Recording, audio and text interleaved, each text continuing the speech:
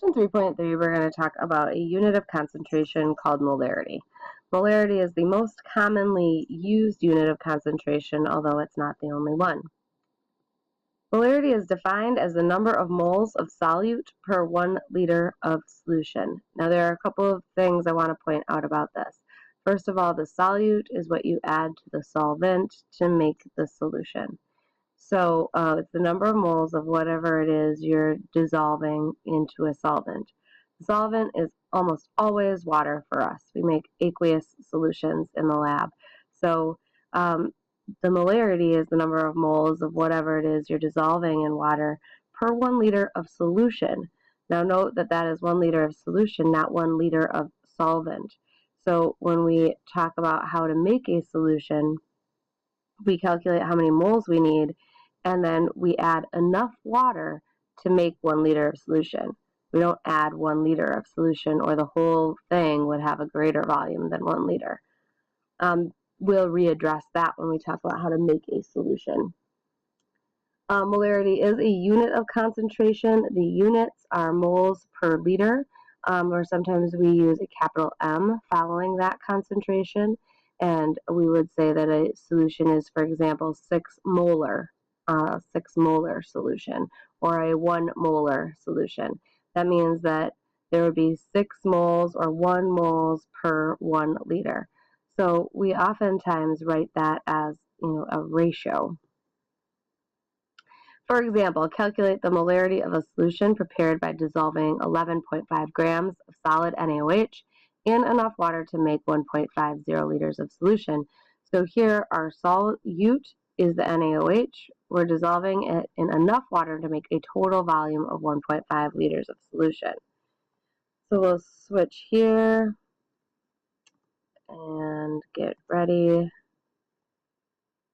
show you this example.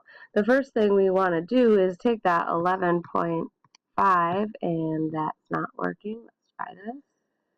That's still not working. I wanted to write on here. This is unfortunate. I'm going to pause. Okay, I think this is working now. We've got 11.5 grams of NaOH.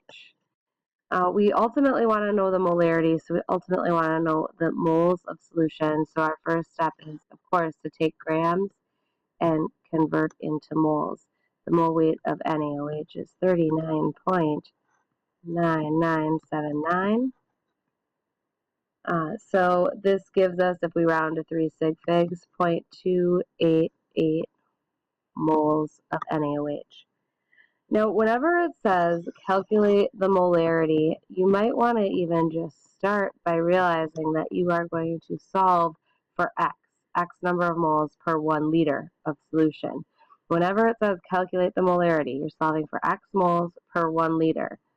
This 0.288 moles of NaOH, we said, was added to 1.50 liters. So how many moles would that be if there was only 1 liter? So here you're going to cross multiply and solve for X, and the molarity would be 0.192. And again, we could either write that as moles per liter or symbolize it with a capital M.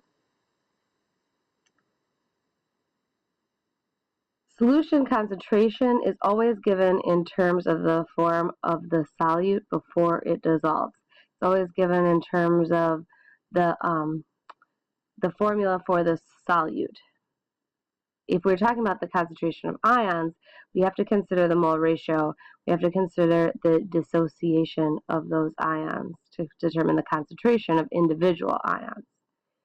For example, if you have a 1 molar aqueous solution of NaCl, that means that 1 mole of solid NaCl was added in enough water to make 1 liter of solution. NaCl dissolves, which means that it dissociates in water. And so 1 mole of NaCl will produce 1 mole of Na plus and also 1 mole of Cl minus. So that means that the concentration, because this is a 1 to 1 to 1 ratio, the 1 molar NaCl means that the concentration of Na plus is 1 molar and Cl minus is also 1 molar. That's kind of sometimes confusing because you want to maybe divide it up. It doesn't divide up. You use your mole ratio. For example, I'm going to switch to this view. Give the concentration of each type of ion in these solutions. So if you have cobalt nitrate, here is going to dissociate into the cobalt ion and 2 nitrate ions. 3, a -1. And so if this is 0.5 and we're going to cobalt, that's a 1-to-1 ratio. So this is also 0.5 molar.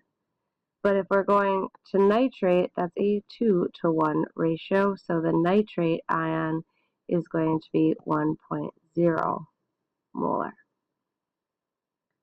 If we take a look at the iron perchlorate,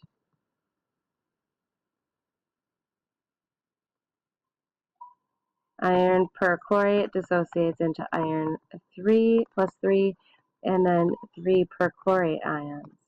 So this is a 1-to-1 to 3 ratio. The molarity of the iron perchlorate and the iron 3 will both be 1 molar.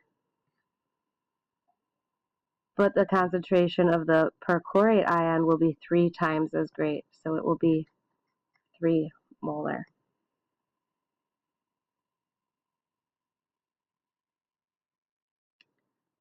We can also use a given molarity to calculate moles in a particular volume, and we'll be doing quite a bit of that, especially when we get to titrations.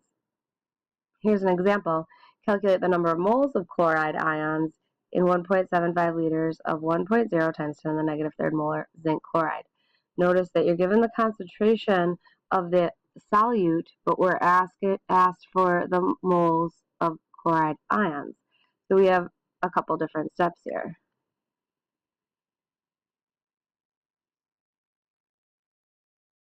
First, we want to consider this dissociation. Zinc dissociates into 1 zinc 2 plus ion and 2 chloride ions. The first thing I would do is convert to chloride ions, since that's what it's asking for here. And it's a 2-to-1 ratio, so the chloride ion concentration would be twice as great, 2 times 10 to the negative third molar. We want to know how many moles there are in that. So again, when you see this capital M, it may be helpful for you to convert that instead of just leaving a capital M, think of it in terms of a ratio. That means we have 2 times 10 to the negative third moles per 1 liter. In our problem, we don't have 1 liter. We have 1.75 liters. That's Daisy saying hi to you all. You can hear her barking. So we want to find out how many moles that we have in 1.75 liters. So we set up a ratio like this. 2 times 10 to the negative third over 1 equals x over 1.75. And that means that if we have 1.75 liters, we have, 3.5 times 10 to the negative third moles. So you can go backwards with that. I'm going to stop there, not just because Daisy's barking, but because we're going to talk about how to make a solution in class. I'm going to demonstrate that, and then we'll do some practice making solutions as well.